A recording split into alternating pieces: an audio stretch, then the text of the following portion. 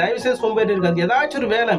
ஐயோ! நான் கிராமத்துல இருக்கேங்க. என்னால வந்து வேலை கிராமத்துலலாம் வேலை இருக்கிற பட்டணத்துக்கு போங்க. தயவு செய்து போங்க. போயிட்டு வேலை செய்யுங்க ஃப்ரெண்ட்ஸ். வேலை செஞ்சு சில பேர் என்ன பண்ணுவாங்க, எனக்கு வந்து வேலை செய்ய இன்ட்ரெஸ்ட் இல்ல. அப்போ கடவுளே நான் ஊழியத்துக்கு ஆயிக்கிறேன். நான் ஏற்கனவே நெறைய வீடியோ போட்டிருக்கேன் ஃப்ரெண்ட்ஸ். நம்போ ஊழியத்துக்கு ஆயிக்கிறேன். நான் பொது சேவை செய்ய போறேன். நான் ஊழியம் செய்ய போறேன்னு சொல்லிட்டு அப்படியே சோம்பேறியா வந்துறாங்க ஃப்ரெண்ட்ஸ். அப்படியே ஃப்ரெண்ட்ஸ் நம்ம உழைக்க அதாவது பவுல் என்ன சொல்றாருன்னா, நெறைய வசனம் இதுமாரி சொல்லியிருப்பேன் ஃப்ரெண்ட்ஸ். நெறைய போன வீடியோலாம் போட்டிருப்பேன். ஆ 2 தெசலோனிக்கர் 3வது அதிகாரத்துல பார்த்தீங்கன்னா ஒரு வசனம் இருக்கு ஃப்ரெண்ட்ஸ். உழைச்சு அவங்க சொந்த சாப்பாடு சாப்பிடணும். உழைச்சு சாப்பிடணும் அப்படின்னு சொல்லிட்டு அவர் பவுல் கூட சொல்றாரு ஃப்ரெண்ட்ஸ். அப்போ இவங்க என்ன பண்ணுவாங்க, இவங்க உழைக்கிறதுக்கு மனம் இல்ல, கஷ்டப்பட மனம் இல்ல. அதாவது ஃப்ரெண்ட்ஸ் இவங்க என்ன பண்றாங்க, சில பேர் என்ன பண்ணுவாங்க, சோம்பேறியா இருந்துக்கின்னு சில பேர் என்ன பண்ணுவாங்க, எனக்கு எங்க அப்பா சொத்து சேர்த்து வைக்கல, எனக்கு எங்க அண்ணன் உதவி செய்யல, எனக்கு எங்க அக்கா உதவி செய்யல, எங்க அம்மா அப்பா எனக்கு எதுவுமே செய்யல, எதையும் சேர்த்து வைக்கல. யாராச்சும் ஒரு 1 லட்சம் கொடுத்தாங்கன்னா நான் பிசினஸ் பண்ணி நான் பெரிய ஆளா வருவேன். யாராச்சும் ஒரு 50,000 கொடுத்தாங்கன்னா நான் பிசினஸ் பண்ணி நான் பெரிய ஆளா வருவேன் அப்படின்னு சொல்லிட்டு நிறைய பேர் சொல்லுவாங்க ஃப்ரெண்ட்ஸ். உண்மையாவே சொல்றேன் ஃப்ரெண்ட்ஸ், அப்படி பிசினஸ் பண்ணோமா கோடிக்கணக்கில் லட்சக்கணக்கெல்லாம் வச்சு பிசினஸ் பண்ணலாம் ஒன்றும் கிடையாது ஃப்ரெண்ட்ஸ். நம்ம சின்னதை என்ன பண்ணலாம், ஒரு ஒரு சின்ன ஒரு ஹவுஸ் கீப்பிங் சின்ன வேலை, ஏதோ பெருகி தொடங்கிற வேலை, ஒரு கடையில் போயிட்டு ஒரு ஒரு 5 மாதம் 6 மாதம் வேலை செய்யுங்க ஃப்ரெண்ட்ஸ். வேலை செஞ்சு ஒரு 50,000 சேர்த்து வைங்க.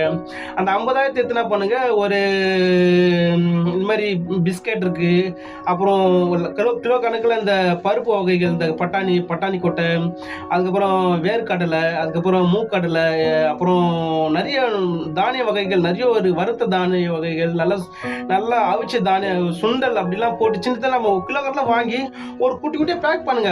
பேக் பண்ணி 10 ரூபாய் விற்ங்க ஃப்ரெண்ட்ஸ். 10 ரூபாய் வித்தீங்கன்னா ஒரு நாள் காலையில் நீங்க உழைக்க ஆரம்பிங்க.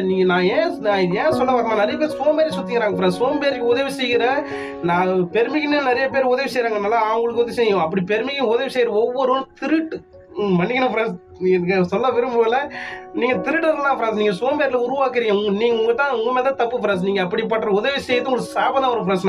நான் என்ன சபிக்க நினைச்சுக்காதீங்க, உண்மையா சாபம் தான் வரும் ஃப்ரெண்ட்ஸ். நீங்க கண்டிப்பா அவங்களுக்கு வந்து நீங்க அதாவது வேலை செய்ய முடியாதவர்களுக்கு நீங்க உதவி செய்யுங்க, அது அங்கீகரிக்கப்படும். ஆனா நான் கைக்கு நல்லா நான் உதவி செஞ்சீங்கன்னா அது இறக்கமே கிடையாது, அது உதவியே கிடையாது. அது உங்களுக்கு மட்டும் உங்க சந்ததி சாபம் வரும் ஃப்ரெண்ட்ஸ். இது கடவுளுடைய வார்த்தை. நான் வசனத்தை பைபிள்ல இருந்து நான் படிச்சு சொல்றேன்.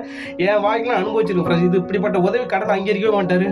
அப்போ இந்த வேலை செய்ய இல்லாதவங்க என்ன பண்ணலாம், இப்ப சொன்ன மாதிரி இந்த சின்ன சின்ன பொட்டலம் ஒரு 10 ரூபாய் பேக் பண்ணி வித்து வேயிங் ஃப்ரெண்ட்ஸ். சில பேர் சொல்லுவாங்க, என்ன சொன்ன மாதிரி நாங்க அண்ணன் உதவி செய்யலாம், அப்பா சொல்லுவாங்க, ஒரு 50,000 இருந்துச்சுனா, ஒரு 1 லட்சம் இருந்துச்சுனா, ஒரு 30,000 இருந்துச்சுனா நான் பிசினஸ் பண்ண பெரிய ஆள் ஆயிடுவேன். அவங்க தப்பு இல்லை, போங்க முன்னாடி போயிட்டு ஒரு கடையில் ஒரு 6 மாசம் வேலை செய்யுங்க, கொஞ்சம் காசு சேர்த்து வச்சு அதை வச்சு என்ன பண்ணுங்க, குட்டி குட்டியா ஒரு பிசினஸ் பண்ணுங்க. எல்லாம் பெரிய